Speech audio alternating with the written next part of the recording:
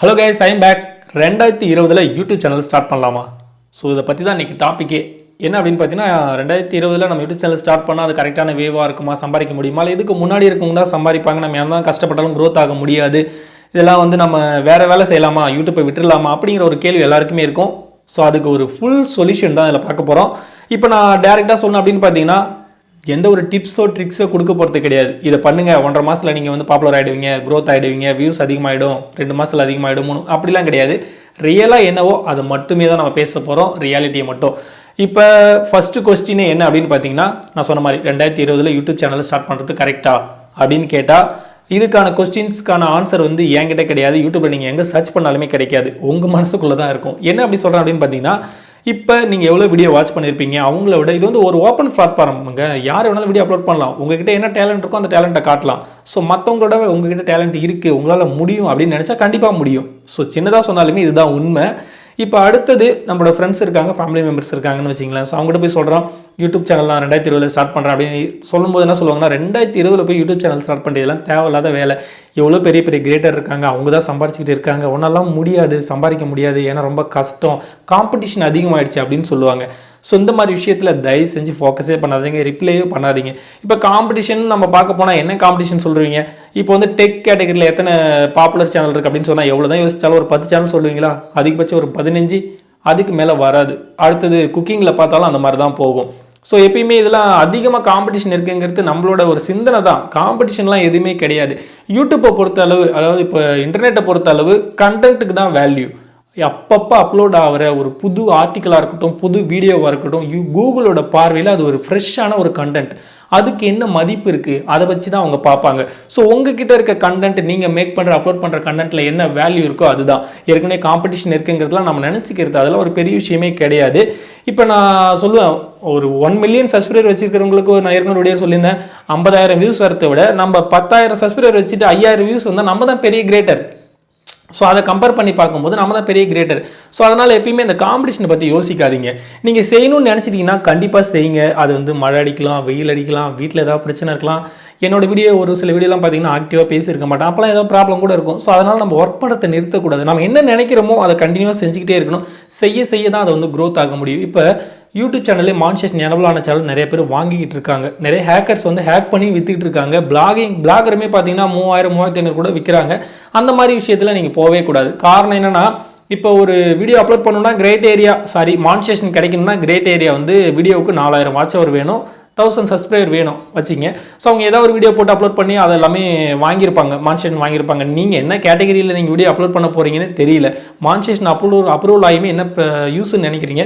So நீங்கள் கொஞ்சம் கொஞ்சமாக வீடியோ அப்லோட் பண்ணி உங்களோட வாய்ஸையும் உங்களோட வீடியோவையும் உங்களோட ஃபுட்டேஜ் எல்லாத்தையும் லைக் பண்ணுற பர்சனாக நீங்கள் சம்பாதிச்சால் மட்டுமே தான் ஃப்யூச்சரில் மானிட்டேஷன் எனபிள் ஆனாலுமே ஒரு யூஸாக இருக்கும், வியூஸ் அதிகமாகும்.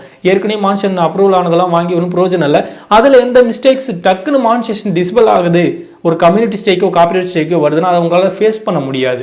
நீங்கள் ஸ்டார்டிங்லேருந்தே லேர்ன் பண்ணால் மட்டும்தான் கொஞ்சம் கொஞ்சமாக நிறையா விஷயங்களை ஃபேஸ் பண்ணுற மாதிரி இருக்கும். ஃபேஸ் பண்ணி போகும்போது ஒரு ஸ்டாண்டர்டான யூடியூப் சேனலையும் ஒரு ஸ்டாண்டர்டான யூடியூப் கிரியேட்டராகவும் கமெண்ட்ரி கொடுக்குற ஆளாகவும் உங்களால் மாற முடியும். ஸோ இந்த கான்செப்டை மைண்டில் வச்சுக்கோங்க. அடுத்த கொஸ்டின் என்ன அப்படின்னு பார்த்தீங்கன்னா, சம்பாதிக்கிற பிளாட்ஃபார்மா அப்படின்னு கேட்டால் சம்பாதிக்கிற பிளாட்ஃபார்ம் தான். ஆனால் சம்பாதிக்கிறது மட்டும் கிடையாது, ஃபஸ்ட்டு கற்றுக்கணும். இப்போ சம்பாதிக்கிறதுன்னு பேசுகிறோம் அப்படின்னு பார்த்தீங்கன்னா 2 விதம் இருக்குது.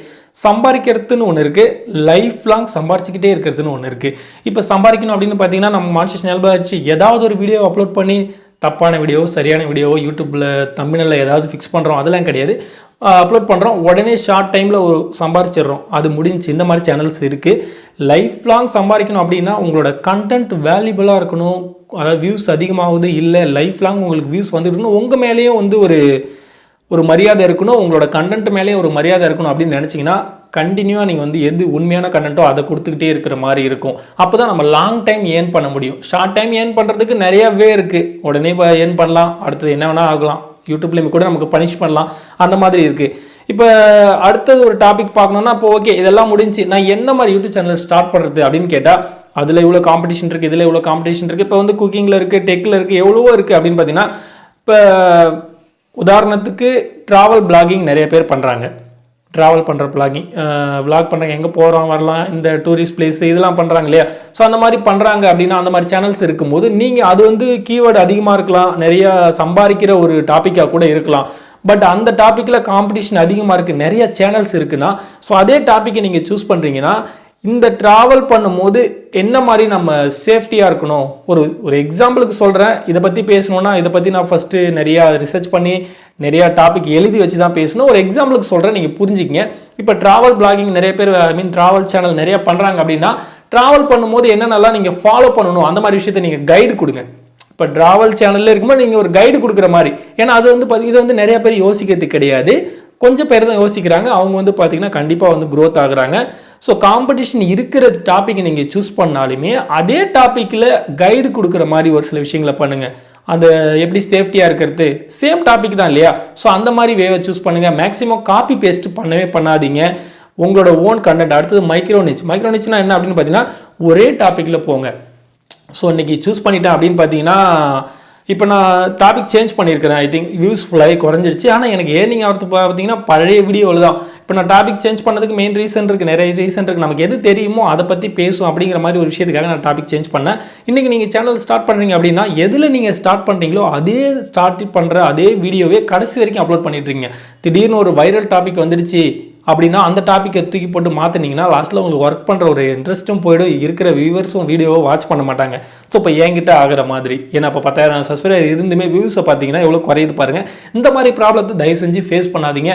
ஏதோ ஒரு மைக்ரோ நிச்சுன்னா அதான் ஏதோ ஒரு டாப்பிக்கை சூஸ் பண்ணிங்கன்னா அந்த டாப்பிக்லேயே போயிட்டு இருக்கும்போது கன்ஃபார்ம் உங்களோட ஒரு வீடியோ வைரல் ஆயிடுச்சுன்னா அது அடுத்து உங்களுடைய சேனலில் எத்தனை கீவேர்டு இருக்கோ எல்லா கீவேர்டும் ரேங்க் ஆகும், எல்லா வீடியோவும் ரேங்க் ஆகும். ஸோ நான் சொன்னது அதுதான். டெக்னிக்கலாக எதுவும் பேசலனாலுமே உங்களுக்குள்ளே இருக்கிற விஷயங்கள் தான். ஸோ அதை பற்றி கரெக்டாக சூஸ் பண்ணி நீங்கள் யாருங்கிறத முதல்ல நீங்கள் தெரிஞ்சுக்கிட்டு சேனல் ஸ்டார்ட் பண்ணுங்கள். காம்படிஷன்லாம் எதுவுமே கிடையாது. யூடியூப்புங்கிறது பார்த்தீங்கன்னா அன்னன்னைக்கு புதுசாக வரவங்களை எப்பயுமே வரவேற்றுட்டு இருக்கோம். மக்கள் எப்பயுமே புதுமையை தான் விரும்புவாங்க. புதுசாக என்ன செய்ய முடியும் அப்படின்னு பாருங்கள். Anyways, thank you.